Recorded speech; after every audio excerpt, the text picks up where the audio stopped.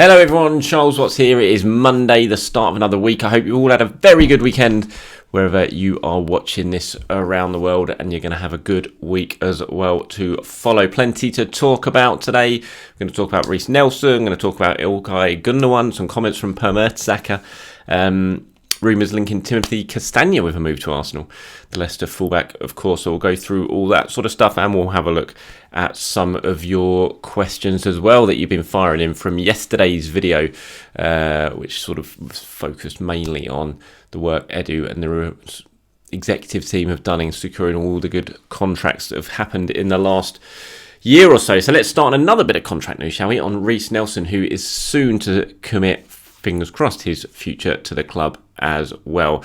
As been reported in the last few weeks, that is very, very close to happening now. All the signs are that Arsenal believe it's going to be done, and it's just a case of actually getting the thing signed. And I saw Fabrizio Romano. God, does that man ever sleep? Honestly, I don't know where he sleeps or when he sleeps.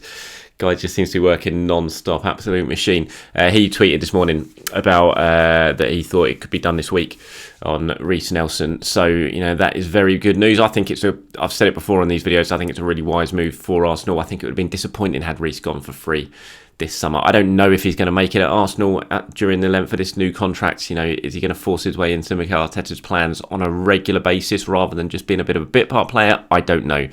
But I think signing this contract, which I can't imagine the wages are going to be sky high. They're going to be better than what he's on now, but I can't imagine they're going to be absolutely sky high, and it's going to be heavily incentivised for him, which Arsenal tend to do with contracts, especially with young players. And I just think it sort of means that in a year's time, 2 years' time, if Arsenal haven't been able to get the best out of Reiss Nelson, or he hasn't been able to play too regularly, they're at least going to be able to get some money for him. There was lots of interest in Nelson this summer, lots of interest both in England and abroad. You know, he was a wanted man, and I'm not surprised because I thought he did really, really well last season when he came on. It was a good season for Nelson, a positive season. He scored some goals. He scored the highlight, the best goal of the season in my mind. Certainly the highlight of the season with that goal against Bournemouth. But it wasn't just about that. It was every time he came on, he just looked confident. And we know Reiss Nelson has got everything needed to be a top quality player. He's had that since he was 15. He was so highly rated coming through the academy. He was the guy that everyone was expecting to do what Saka's done. It just hasn't quite happened like that. He's had injuries. His confidence just seems like it's been hit a little bit. Maybe he hasn't believed in himself enough. Maybe off the pitch, which he actually has admitted himself, he hasn't sort of worked the way he probably should have done at time. But this season, it just feels different. Pretty much every time he's come on the pitch, he's made an impact. If anything, he probably deserved more opportunities than he got this season because of the impact he was making when he came on. He just looked confident. There looked like there was something a little bit different about Nelson this season, I thought. You know, he did make an impact when he came on, and so it would have been a shame to lose him. I think he's got a big part to play next season, potentially. You know, whether that be on the right, I doubtful. It feels like Arteta likes to use him on the left, but it just feels like he has got a big part to play this season. He's got an opportunity now to really do what he's always wanted to do, which is make it at Arsenal.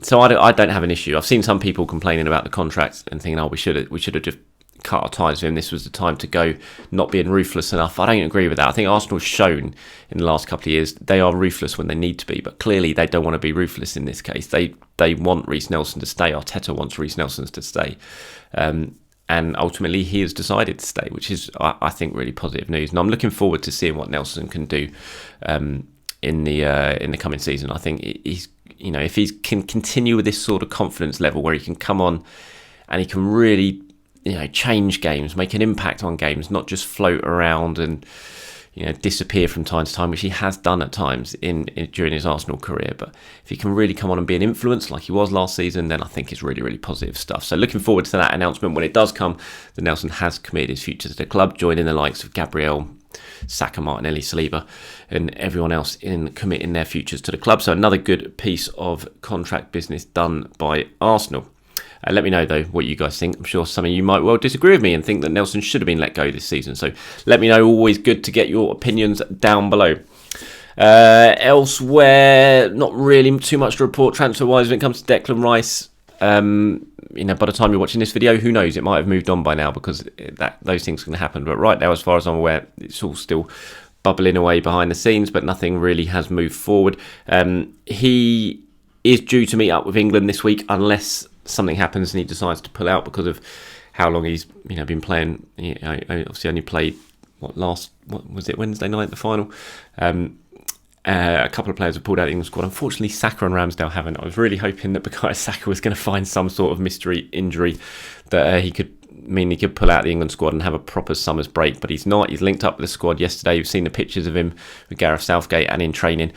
So he's there, Ramsdale's there, but Declan Rice isn't there. He's got an extra couple of days off because of his commitments with West Ham in the Conference League final. So if Arsenal can try and get something done in the next couple of days, that might be handy. But of course, it doesn't really matter if Rice is with England or not, because all the stuff at the moment is going to be going on with West Ham and with the agents. Rice doesn't really need to be around. That comes later on once you got it done and you can do all the media duties and sign the contract, of course. So yeah, not too much to go with to talk about when it comes to Declan Rice. Per Mertesacker has been talking about Ilkay Gundogan, of course, another player that Arsenal are trying to sign this summer. A player they really do want, and they are in the running for, but other clubs are in the running for him as well, including Barcelona, of course. Manchester City want him to stay. He was speaking after their final win on Saturday, saying he hasn't made up any decision yet, hasn't made up his mind yet on any decision, and that's going to happen very, very soon. I think it'd be a great signing. I've said that before. I really think he would come in and slot in well. I still don't really feel like it's going to happen, and that's just that's not based on any information or anything like that. I'm just looking at it and thinking, would you really want to come to Arsenal if you're leaving Manchester City to try something new, and you've got the opportunity to go to Barcelona? Just staying in the Premier League, is that new enough? I don't know. Yes, it's a different club, it's a different city, but it's still the Premier League, which you've basically owned for the last 5 years since you've been in Manchester. Feels like if you want to try something new, then you go abroad and try a different league that you haven't played in before. But that's just pure opinion, so that's not me basing that on anything. But anyway, Per Mertesacker was talking. He was doing some media stuff for the Champions League final, and he was talking about Gundogan, and he talked about Arsenal's interest basically in Gundogan. He said, I think the clubs are all queuing for him because Mikel knows him. We probably haven't broken off contact yet when we're in a good position. I think he'll let it all sink in first and then choose from one of the 4 clubs. Not sure who the 4th club is that he talks about there. I know Barca, obviously City, Arsenal. I must be missing someone. I'm sure you guys know who he's talking about there when it comes to the 4th club. Yeah, so I mean, look, I think he'd be a great signing. I think he's older than the profile that Arsenal are trying to find at the moment when it comes to transfers, but sometimes you need to bring in a little bit more experience, and he's got that experience. I think he's been so superb for Manchester City this season. He hasn't shown any signs of slowing up. I know Arsenal have given aging players contracts before, and it's turned out terribly, in Willian especially. But I look at Gundogan and I don't see that happening. I think as long as you give him a relatively short-term deal, I think it'd be a really smart signing. I think he'd come in, he'd add experience, he could play in that Granit Xhaka role. When Xhaka leaves, he could come in and do that. Excellent experience ahead of the Champions League, return of the Champions League. So I'd have no issue with that signing, I have to say. But we'll have to wait and see. Like I said, in my purely personal opinion, based on no information, I just feel like Barcelona's probably going to be the thing that he goes for if they can find the money. So with Barcelona, that's a big if. So we shall wait and see. Timothy Castagne has been linked. This is an interesting one. I saw that yesterday. And yeah, I saw it. I thought, really? Obviously, I know that Arsenal are looking for a right back, but I mean, I haven't heard anything on Castagne myself. But I looked at it, I thought, I don't know. I'm not sure. I think he's an all right player. When he first came to the Premier League, I thought he's decent, Castagne. Obviously, he's coming off a bad season with Leicester. They got relegated. That never helps. That doesn't mean he's poor. Look at Aaron Ramsdale. He got relegated twice before Arsenal signed him, and look how that's turned out. But I look at Castagne, and I just think, I think he'd be quite a bit of money. Do you really want to spend that sort of money on a 27-year-old? I'm not sure. I mean, he's a Belgium international. Obviously knows Trossard. He knows Albert Stuyvenberg. I think Stuyvenberg was his coach back in Belgium a few years ago. So there might be something in it. We'll have to wait and see if it is. And if I find any information on myself, then of course I'll report it. But at the moment I haven't. But I thought it was an interesting one. And any of you guys who've seen more than Castagne than I have, and I've seen enough. I've seen him from when he plays for Leicester. Obviously I don't sit down and watch Leicester every single week, but I don't know. It's not one that really excites me if you're going to be shelling out potentially more than £20 million on him. And I'm just not sure Arsenal really need it. I think if you're going to sign a right back, maybe, obviously Arsenal have been linked with Cancelo, who we know about. Ivan Frishnada as well, who they definitely like. And So it'll be interesting to see what they do. But let me know what you guys think on Castagne. If you're like me and just think I'm not sure about that one, or if you think it'd be a good move, let me know in the comments below. Okay, a few questions from you guys now. Let's go with this one from D Brown, who's reacting to what I had to say yesterday in the video about Edu, where I was sort of praising the work that he, and not just Edu, but Richard Garlick, Vinay, the owners, everyone has done in getting these contracts sorted, which I thought was a fantastic job. It was really tough having all these negotiations going on all the time, and they've not lost any of them. Years gone by, that's unheard of at Arsenal. All the best players tend to get picked off and end up leaving, and that hasn't kept them. They've kept this core of the group together, which was so important, just as important in new signings, in my opinion. But D Brown disagrees with me. He said he could have got money for Aubameyang. The fact that Barcelona got 12 million for him 6 months later proves it. 9 million for Guendouzi is daylight robbery. Can go on and on. Two very good points, I suppose. I don't agree with you, though. I have to say, I don't think he could have got any money for Aubameyang. I think the situations were very, very different. When he was at Barcelona, he was playing, he was in the team, he was scoring. At Arsenal, he wasn't in the team, he wasn't playing. Everyone knew that. So why would anyone pay money for a player who they knew wasn't going anywhere and wasn't going to play and wasn't even part of the squad? It was a completely different situation. So you can blame Mikel Arteta for that. You can blame Mikel Arteta for Guendouzi, because I think that was a similar situation. Everyone knew Guendouzi wasn't playing. He was banished. He wasn't even with the first team. So if you're Arsenal, you can't suddenly go around saying, all right, you can have him, but you can have him for 20, 30 million. The other clubs are just going to be like, well, no, we're not paying you that money because you're not playing him. You're not even using him. You're never going to use him. You've put him out on the sidelines. So why would we spend that sort of money? So I don't think you can really blame Edu for that. I think Edu was put in a very difficult position because of the decisions Mikel Arteta made. Personally, I think they were the right decisions that Arteta made. I think he had to do it with Aubameyang, and I think he had to do it with Guendouzi. But I just don't think you can really blame Edu for that, because he was put in as a technical director, he was put in a really difficult position. I think if you're going to blame Edu for any transfer deal, Bernd Leno's the one that really stands out for me, I think. And as I said in yesterday's video, that's the one question mark that still really hangs over Edu, is can you get good value for money for these players, for some of these players that you sell? Bernd Leno, I just don't understand how they got so little money for a goalkeeper with his quality, selling to another Premier League team. I didn't understand that one. But the Guendouzi and Aubameyang ones, I don't think Edu's really to blame for that. Bronwyn says, hi Charles, why are we not in the race for James Maddison? He could be absolute...